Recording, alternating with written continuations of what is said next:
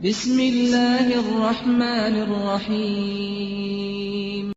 Saudara-saudaraku ya, yang mungkin ya, kekurangan dari sisi harta. Rasulullah SAW memberikan sebagian kabar gembira bagi Anda sekalian, ya, agar Anda bersabar dengan kondisi Anda. Bahwasanya kemiskinan terkadang kemiskinan itu ternyata adalah nikmat. Ya. Meskipun zahirnya musibah, tapi bisa jadi menjadi nikmat. Oleh karena dalam satu hadis Rasulullah SAW bersabda, "Inna fuqara'a ummati yadkhulunal jannata qabla al-aghniya bi 500 am." Atau kama qala Nabi SAW. Rasulullah SAW sungguhnya orang-orang miskin dari umatku akan masuk surga ya 500 tahun sebelum orang kaya. Para ulama telah menjelaskan kok bisa yang miskin lebih dahulu masuk surga daripada si kaya? Karena si miskin tidak memiliki harta. Apa yang hendak dihisap dari hartanya? Dia tidak memiliki harta. Bila dengan si kaya, rumahnya mungkin banyak, mobilnya mungkin banyak, ya kemudian emas dan peraknya banyak, bangunannya banyak, hisapnya panjang, yang membuat dia tertunda untuk segera masuk surga. Adapun si miskin dengan kehidupan yang pas-pasan, ya apa yang mau dihisap darinya? Bukan berarti orang kaya tidak mulia, tidak. Mereka dihisap dulu, meskipun bisa jadi mungkin pahala mereka sama dengan si miskin, ya nanti derajatnya sama di surga.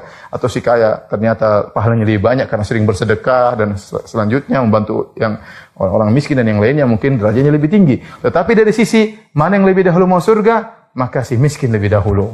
Dan inilah rahmat Allah, kata Syekhul Islam Ibnu Taimiyah dalam Majmu' Fatawa. Kenapa? Karena si miskin ini lebih dahulu untuk segera merasakan kenikmatan. Si kaya dia sudah merasakan kenikmatan di dunia. Lama dia nikmat. Puluhan tahun dalam kenikmatan. Si miskin hidup susah. Maka orang ini lebih dengan rahmat Allah lebih utama untuk dahulu merasakan kenikmatan di surga. Demikian juga dalam hadis yang lain. Rasulullah SAW bersabda.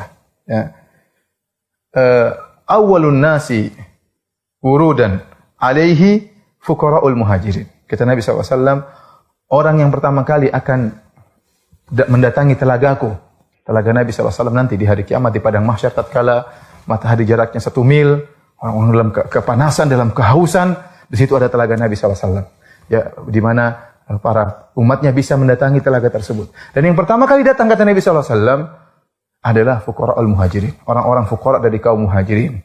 Yang kata Nabi SAW, asyu'athu ru'usan, ad-dunusu thiyaban, la yankihuna al-mutanaimat, wa la yuftahu lahum as-sudat. Ya. Nabi SAW bersabda, mereka itu fuqara'ul muhajirin adalah orang-orang ya yang mereka rambutnya semrawut. Saking miskinnya tidak sempat untuk sisiran. Bukannya dia tidak mau sisiran, dia tidak sempat untuk sisiran. Saking miskinnya kata Nabi SAW, ad-dunusu thiyaban, pakaian mereka kotor. Bukan dia tidak bersihan, tapi bagaimana lagi? Zaman dahulu para sahabat pakaian mereka sedikit, bahkan susah untuk sering mengganti pakaian. Ya, mereka susah. Kemudian apa kata Nabi SAW? La yankihunal mutanaimat. Mereka tidak menikah dengan wanita-wanita yang memiliki kedudukan, ya. Jadi kalau istilahnya kalau mereka tidak menikah, melamar seorang wanita ditolak. Dan kita tahu betapa sedihnya kalau orang melamar kemudian ditolak. Kemudian wala yuftahu lahum as-sudat, dan tidak dibukakan pintu-pintu mereka. Kalau mereka bertamu, ya tidak dibukakan pintu. Kenapa? Orangnya tidak dihargai, miskin.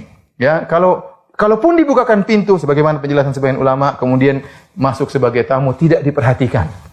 Tidak diperhatikan. Ya.